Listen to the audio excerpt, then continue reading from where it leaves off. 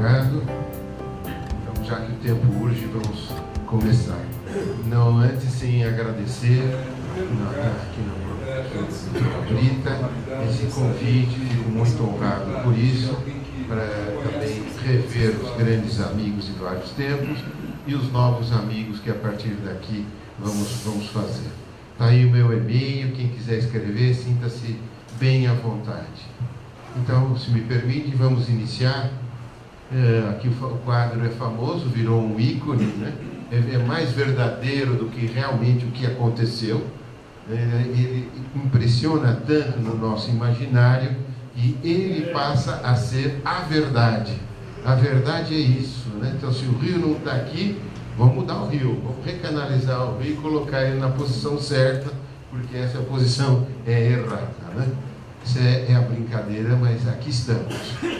Então, no final das contas, o quadro é um grande tema para debater essas questões de fundo, que é como contar a história.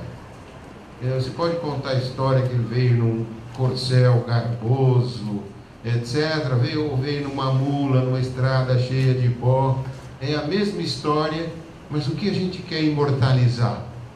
Então, há muitas leituras possíveis e a pergunta é, a gente se faz a si próprio: como é que eu vou ler esse quadro ou essa história? Quais são os meus pressupostos? Que o mundo inteiro é sórdido, que o mundo inteiro é romântico, mas só o fato da gente se colocar fora do quadro, saber o que nós estamos fazendo com um olhar retrospectivo é importante. Nós vamos descobrir a figura do narrador, que talvez somos nós mesmos, a nossa visão de mundo. E eu começo pincelando, eu já sei que muitos já sabem, mas pelo menos vale a pena dizer que o próprio Pedro Américo destacava das dificuldades de pintar. Natureza morta, primeiro degrau, uma paisagem, retrato e depois a pintura histórica. Colocava como a mais difícil de todas e vamos ver. Depois ele está encaixado dentro de um estilo de época. É muito fácil julgar a partir de hoje, dos nossos critérios, alguém que viveu lá atrás. Mas naquela época, quem é que ia fugir daquilo? Impossível, né? Porque a mentalidade era outra, o que se esperava é outra coisa. Então a gente diz, mas um quadro é verdadeiro? Ou uma foto é verdade? Então a gente tira uma foto 3x4 de paletó e gravata. Nós estamos sempre assim? Nós dormimos de paletó e gravata? Nós fazemos esporte dessa maneira? Não, então a gente já sabe que aquilo é uma foto pousada. E quando é toda a família e está o menininho lá quietinho, é verdade? Ou não seria, vamos pintá-lo cutucando o irmão com um alfinete? Como é? A gente já sabe que isso, o que nós vamos imortalizar? Então todo gênero, inclusive a pintura, tem que ser colocada na sua época e no seu gênero. Então é assim que a gente tem que olhar, sem ficar olhando as coisas com um livro de história na mão. Faltou isso, ele estava o cabelo despenteado, aí não está. Bom, se a gente vai tirar a fotografia, você penteia o cabelo, né? Então é histórico, mas em que sentido? Num certo sentido sim, em outros não. Um livro que eu recomendo é O Prado do Ipiranga, de uma professora lá do museu, a Cecília Helena, que ela traz, além das considerações próprias, um texto do próprio Pedro Américo que nós vamos usar aqui para comentar o quadro. Então vamos olhar para o sentido do acontecimento, rememorar algumas coisas, né, para buscar o nosso apoio. Ele vai de São Paulo, eu estou falando sempre de Dom Pedro, né, até Minas Gerais, onde vem para cá, vai para Ouro Preto, e tem a boa acolhida. Isso ele está sentindo o pulso, para ver se será viável a independência, se ele conta com apoio ou não. Depois dessa boa acolhida, vem para São Paulo também, através de Taubaté, do Vale do Paraíba, está aqui o caminho antigo, a Serra da Mantiqueira, aqui todo o mar, a Ilha Grande, Santos, e vai passando pelas diversas vilas que aqui estão, né? Jacareí, vai passar depois para outra bacia, pega do Tietê, Mogi das Cruzes e chega em São Paulo. E é muito bem recebido, com sinos tocando, etc. Né? Em Taubaté, ou em Guaratinguetá, mais especificamente, ele vai ser acompanhado pela guarda de honra. Eram moços de 20, 21 anos. Isso é importante porque muitos sobreviveram até o tempo em que Pedro Américo pintou. E ele entrevistou vários deles. Chega em São Paulo em 25 de agosto, fica alguns dias, reconciliando politicamente. Ele tinha deposto uns, colocado outros, prestigia a família dos Andrades. Eu conheço alguns aqui de Belo Horizonte, né? O Boni, e aí vai para São Paulo. Esse aqui é um mapa da Comissão Geográfica e Geológica de 1900. Ele vem para o Mogi, chega na Penha de França, por causa da devoção à Nossa Senhora, uma capelinha muito antiga, está aqui a capelinha, troca de montaria, isso ele fazia muito. Então, nada impede de que ele também tenha trocado de montaria depois de subir a serra. Aliás, há um relato em que diz que ele montou no cavalo zaino. A turma de Guaratinguetá diz em outros, esses inventaram o negócio da mula. Então, eu ponho uma certa interrogação nisso, até que os documentos nos tragam uma notícia mais forte. E então ele para na Penha, se recompõe para entrar garbosamente na cidade e para já enviar um emissário dizendo que vai chegar, para que ninguém seja pego de surpresa. Aí nós temos então depoimentos, 3 depoimentos de pessoas que viveram os acontecimentos, que acompanharam o imperador no seu trajeto, na grande parte. O padre Belchior, coronel Marcondes de Melo e alferes Canto e Melo, ligado à Marquesa. Então, são escritos contemporâneos ao fato, gente que viveu, escreveu em 22, 23. Depois há estudos de começos do século XX, o Toledo Pisa, Eugênio Egas e Afonso de Freitas, todos do Instituto Histórico e Geográfico de São Paulo. Mais recentemente, quando foi do Sesc Centenário, Eduardo Canavaro Barreiro escreveu um livro, O Itinerário da Independência. Ele é muito bom, resume os anteriores, mas tem pequenos errinhos ou tem pequenas coisas que pode ser completado. Trechos. Olha só, então ele vai para Santos, provavelmente dorme na casa dos Andrades. A outra opção era no convento do Carmo, mas eu estou atrás do documento que diga onde foi que ele dormiu. Mas o fato é que com as primeiras luzes, na madrugada, que tinha que aproveitar o dia e chegar com luz em São Paulo. Então a gente pode imaginar 6 da manhã que ele está saindo de casa, ele vai pegar um saveiro, só havia 3 barcos, isso é comprovado já, 3 barcos, fazia o transporte do açúcar, que já é época dessa economia. Esses 3 barcos, havia 2 pequenos e um saveiro grande.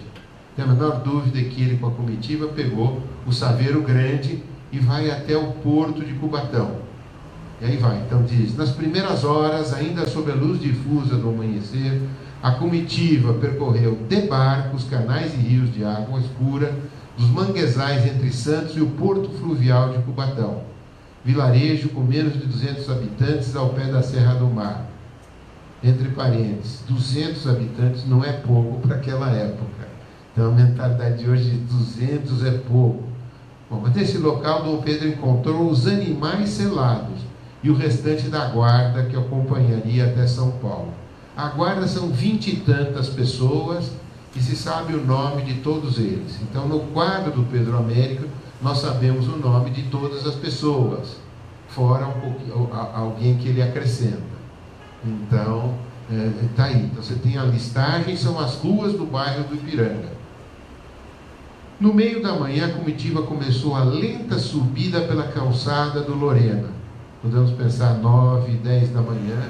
E se almoçava muito cedo, 9 horas já era hora de almoço. sobe pela calçada de Lorena, que é empedrada e hoje está em restauro, metade dela está pronta, não sei se até 22 daria o resto, a minha briga é para isso.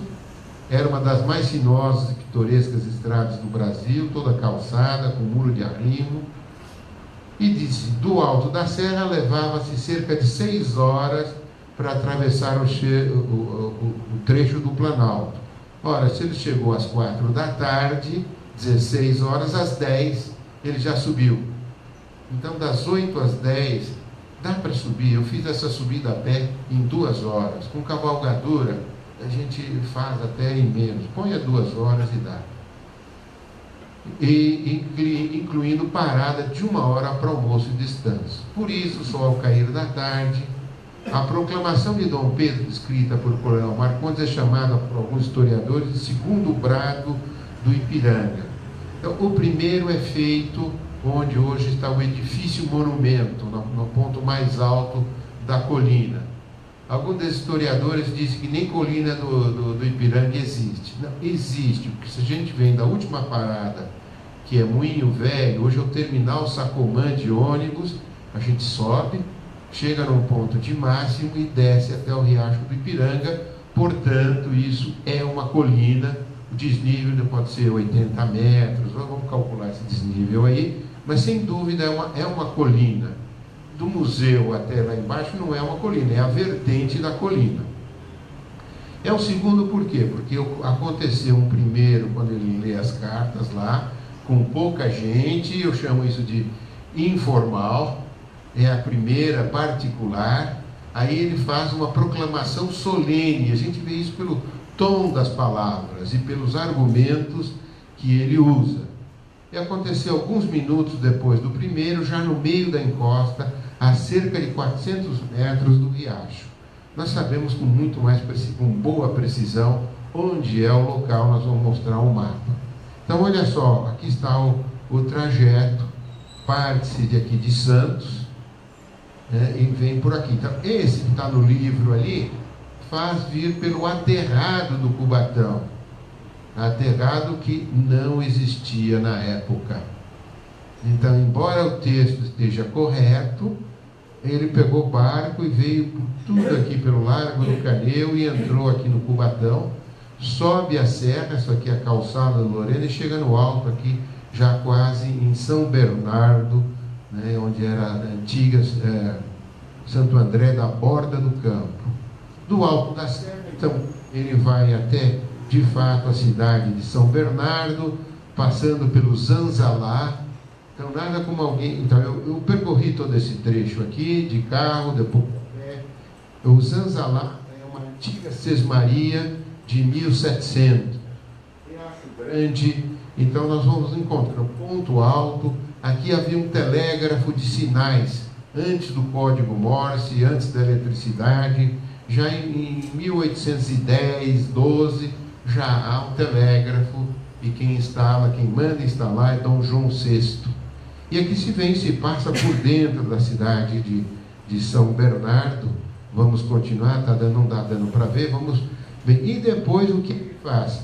Ele entra, passa aqui, olha lá, pela estrada que está entre a Bom Pastor e a Nazaré, é aqui o divisor de águas, desce, aqui nós temos um monumento da Independência, a Casa do Grito está aqui, provavelmente era um rancho de tropeiros, atravessa o riacho, vem por aqui, o pessoal diz que é pela Avenida Independência, não é, pela Avenida Ouvidor, pela rua Ouvidor,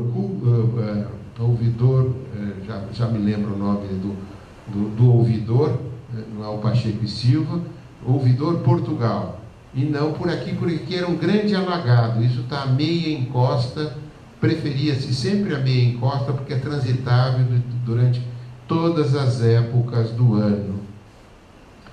Está indo para trás, temos que ir para frente, para cá, pronto. E depois ele vai entrar, então, por aqui, cruza o Ribeirão do Lava Pés, que não está representado aqui, mas deveria estar, né, aqui já tem a Lava Pés, e entra pela hoje Rua da Glória. A Glória por quê? É a marcha triunfal de Dom Pedro. esse trecho da estrada ganha esse nome depois da passagem de Dom Pedro. Vem para cá, vai na Igreja dos Remédios, já quando ele passa aqui da Igreja da Boa Morte, que era uma atalaia, se tocam os sinos ao repique, e ele entra na igreja e se canta um Te Deum, um hino latino em ação de graças já pela independência do Brasil.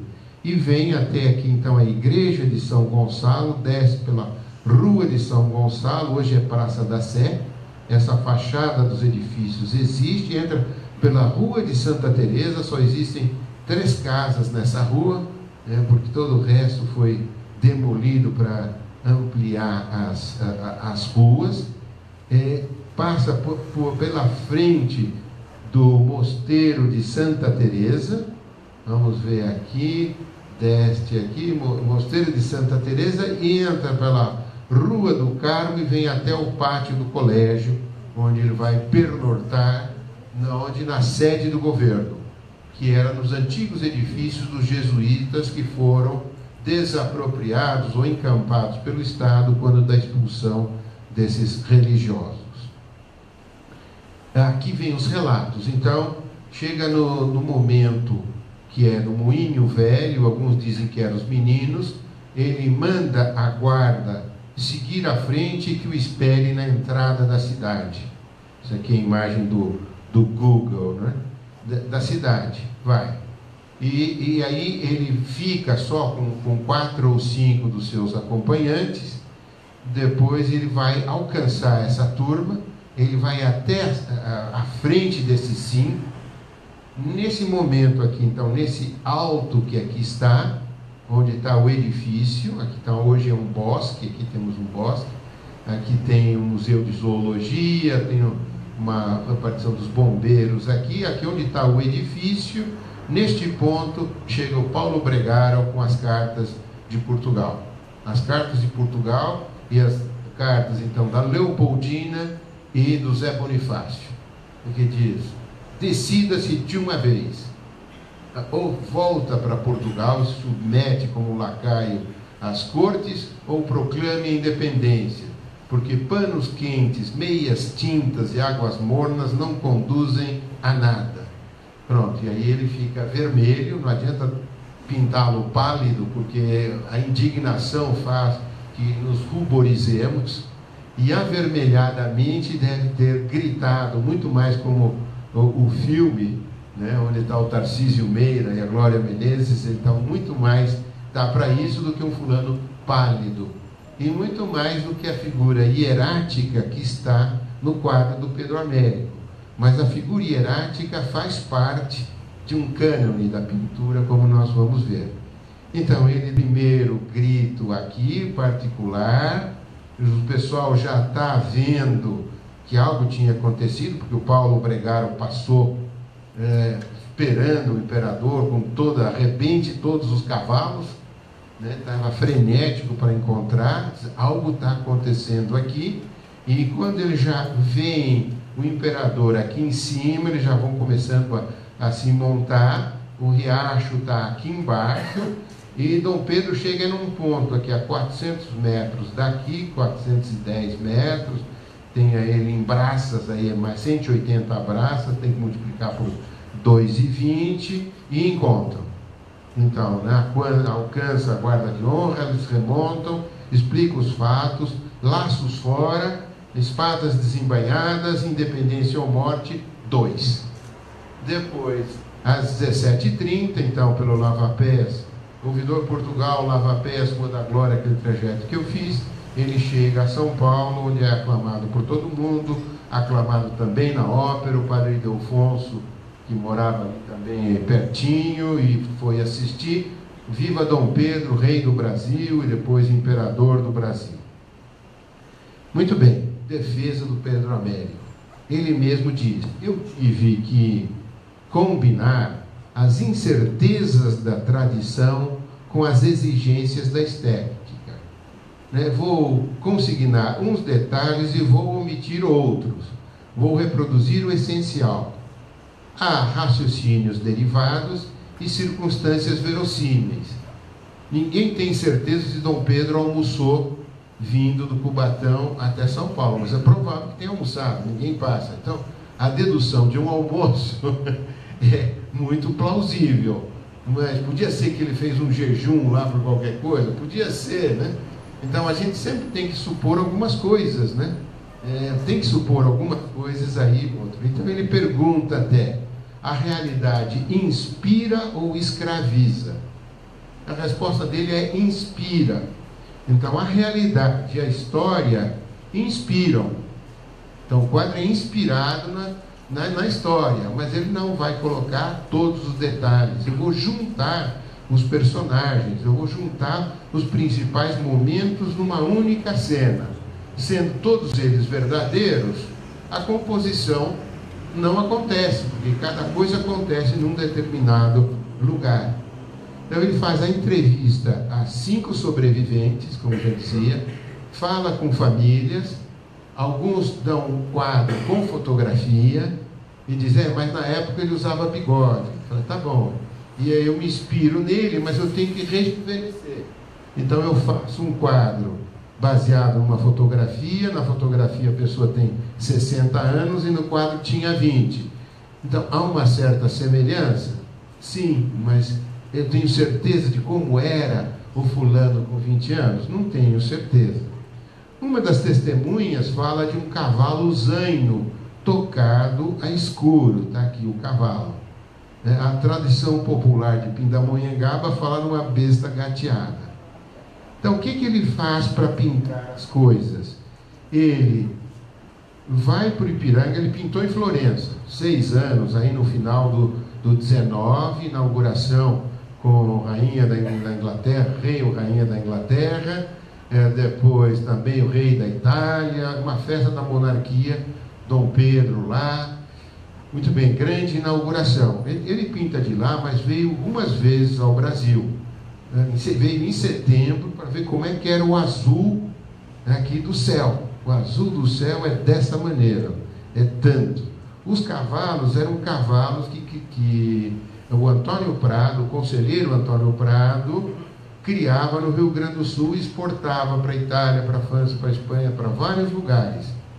Então ele em Florença encontrou cavalos do Rio Grande do Sul e se baseou, fez esboço dos cavalos, e é por aí que ele se diz, o cavalo seria dessa raça que aí está. Opa, sempre estou indo para o lado errado, que a uma hora eu aprendo. Então, olha só, ele tem fotografias dessas pessoas que aqui estão, né? Olha só, esse com esse é parecido, esse é esse, né? Bigode ou não bigode, entrevista com parentes, faz os estudos, ele vai, de fato, trabalhando. Olha lá, o menino, o chapéu. Então ele investigou qual era o uniforme da guarda de honra. Em 21 houve uma mudança, ele conseguiu os uniformes, os fardões, viu, pintou, esboçou e depois pintou como eles eram. E aqui você pode ir identificando. Então, olha lá, 1 é o Sargento Mor, o Cordeiro. 2 é o Paulo Bregaro. 3 é o Chalaça. 4 é o Gama Lobo. 5 é o Brigadeiro Jordão. 6 é o Luiz Gama. 7 é Dom Pedro, esse não precisava, né? 8, o Marcondes de Melo, Capitão Mor. 9 é o próprio Pedro Américo.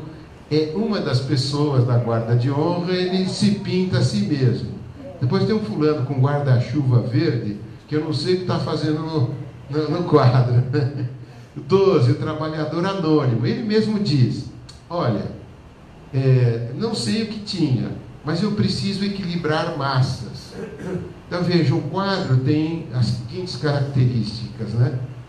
Sempre em quadros de batalhas, o general não pode estar com a espada na mão lutando lá na frente. Não é próprio. Ele tem que estar supervisionando, né? Então ele está sempre sereno, no alto de uma colina, observando, vendo e dando as ordens. Não tem jeito. Depois, a pessoa mais importante tem que estar no centro do quadro. Está aqui, né? Quem é a pessoa de mais destaque? Pronto, então você vai pondo as coisas e diz, aqui tem a casa também que havia, uns dizem que era uma venda, outros dizem que tal, ele pintou uma casa ali. Tinha bananeira, tinha um angico lá atrás, depois ele pintou. Depois disso, mas do lado esquerdo não tem nada, eu ponho toda a guarda de honra do lado de cá, e o que eu ponho aqui? Já tem muitos equinos aqui, então vamos pôr uns bovinos aqui, vamos pôr um carro de boi. Então ele confessa que tem o carro de boi, e depois você tem as toras de madeira e uma caixa, e essa caixa tem uma propaganda, merchandising, né? Merchandising aí, com a empresa que hoje já não existe mais, então não é necessário. Rosto sereno ou pálido, é isso. O que eu vou fazer? Imortalizar o cômodo gástrico? Vestuário, já falei, o laço estava no braço esquerdo ou no chapéu? Então, de Dom Pedro estava no chapéu, mas da guarda de honra estava no ombro esquerdo. Então a gente pode dar um zoom e o pessoal está arrancando, aqui embaixo está arrancando o laço do braço esquerdo. Se você olhar no chão, já tem um laço aqui embaixo. Depois, tropa de burros, foi o que ele fez. Eu podia pôr uma tropa de burros aqui, que era o caminho das tropas para Santos era por aqui. Então, que encontrasse uma tropa é verossímil. Não sei se encontrou ou não. Diz, o riacho dá para ver? Não dá. Para quem conhece a topografia, era uma descida. De onde eu estou até o riacho é uma descida. Depois do riacho, não tem essa subida. Então, o que ele podia fazer? Ele podia ir colocar-se do outro lado, pintar o riacho. Vamos fazer o seguinte, eu vou botar o riacho aqui. Ele diz, o riacho da posição de onde eu pintei não é visível, mas podia faltar. Como é que nós iríamos cantar o hino nacional, né? Se não aparecessem as margens plácidas. Então ele está somando, né? Então, o que eu vou imortalizar? Então ele está dizendo que ele vai imortalizar. Nos bastidores da cena, a pergunta é, alguém conhece outra? Tudo meio baseado, tem no Morro, tá bom, tem um lá no Museu Imperial, mais alguma figura. Mas aqui no próprio monumento, aqui nesse alto relevo, é uma variante da cena, né? Em moedas, em broches, brasões, porcelanas, mil coisas nós vamos encontrando sempre, né? Essa é uma foto de 1920, em que a gente vê o riacho, ainda aqui. Aqui, olha lá, é um trechinho da ponte aqui, que dá para ser visto aqui, né? E lá no fundo, olha só, isso aqui é um museu, o corpo central e a ala lateral esquerda. Aqui é o Asilo Bom Pastor, que deu origem à rua. Distribuição de massas nós já vimos. A gente tem que olhar e ver. A leitura iconográfica ou iconológica pede que a gente olhe para isso como se fosse um índio, um aborígene da Austrália, e diga e descreva o que você está vendo.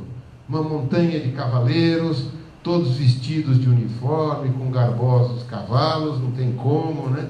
E os gestos variadíssimos de apoio. A gente tem esse aqui que é o contraponto, que está olhando e dizendo, viva, o cavalo dele está com a pata levantada. Este aqui, olha lá, bate com a pata no riacho e a água espirra. Esse aqui é a figura retórica, né? O caboclo aqui, condutor do carro de bois, está dizendo para nós, espectadores, para onde nós temos que olhar. Ele está espantado, estaria espantado, então é verossímil. Se houvesse alguém aí, estaria, opa, o que está acontecendo aqui? E ele de fato não entende nada, né? Depois vão ter que explicar para ele. Ok, um zoom aqui, a sensação de movimento, ou lá de poeira levantada, né? Os lenços, etc. O padre aparece e se transmite ansiedade, tensão, nervosismo, entusiasmo, alegria, compenetração. Todos os sentimentos humanos estão aí representados. Os arreios dos cavalos também, o saco de dormir. Nós vamos tendo tudo que é verossímil. Outras análises possíveis, né? Como é que nós estamos de tempo? 7 minutos, perfeito. Construção da imagem, né? Construção. Você pode olhar por muitos ângulos. O quadro vai ser uma exaltação da monarquia? Vai ser ter uma função de união do império? Vai, mas pouco, porque o Império já está desmoronando, né? 1800 já está nos 2 últimos anos do Imperador, né? Esse aqui, o Morro, no Museu Imperial de Petrópolis, é bem menos heróico, né? Tá aqui, mas já é a entrada na cidade. Isso até poderia ser, né? Até poderia ser, mas é baseado em quadros franceses, né? Olha só a carinha desse fulano, etc. Você vai vendo aqui, é outro. Então, quais são as questões? 1000 questões, né? Como é que nós vamos imortalizar um momento, o 7 de setembro? Tinha que haver algo, e demorou muito, né? A gente fez até loterias para ajudar a construir o monumento, foi dificílimo construir esse prédio, e agora, graças a Deus, nós conseguimos já o dinheiro para ampliar e reformar o museu, vai ser restaurar, melhor dito, o museu. Agora, a questão de fundo é como é que a gente conta uma história. Pode pensar, por exemplo, nos quadros do Jacques-Louis David, que pinta Napoleão subindo, atravessando os Alpes num cavalo garboso, etc. Você pode pintar ele perdendo a batalha de Berezina, atravessando o rio, em branco e preto. Você escolhe, você não escolhe o corpo em branco e preto, acentua mais outras coisas. A vida é misturada, tem aspectos gloriosos, tem aspectos menos relevantes. Você vai exaltar Dom Pedro em tudo? Não. O que ele fez com a esposa, com a primeira, etc. Vida particular, né? Índio não fala, né? Então, ele tem é um pai amoroso, mas um marido infiel. Um fulano que às vezes era dubitativo, mas quando foi necessário, ele foi firme. Então, com qualidades e defeitos. Mas o que nós vamos imortalizar? Que lado da vida nós vamos celebrar? Então, a crítica de Machado de Assis a essa de Queiroz é essa mesma. Ele diz, nos livros do senhor Essa de Queiroz, está cheio de gente com tuberculose, em escarros sujos, né? E todos os personagens estão escarrando continuamente. O escarro é falsidade? Não. Mas por que todos os personagens têm que sofrer dessa doença, né? Então, é isso, né? O realismo dessa época acentuou aspectos sórdidos. Por outro lado, o romantismo acentuou os aspectos idílicos, bonitos da vida. E o que você quer celebrar? Quando você tira uma foto, o que você vai querer fazer? Vai tirar uma fotografia do seu pai em agonia? Não. Mas ele não morreu? Não, morreu, mas e daí? Não é nesse momento que eu quero lembrar dele. Como é que eu quero lembrar? Então nós temos argumentos. Outras discussões possíveis, independência. Nós estamos super dependentes de outros países da economia. Bom, mas de fato houve uma independência política, isso aconteceu. Independência total não existe.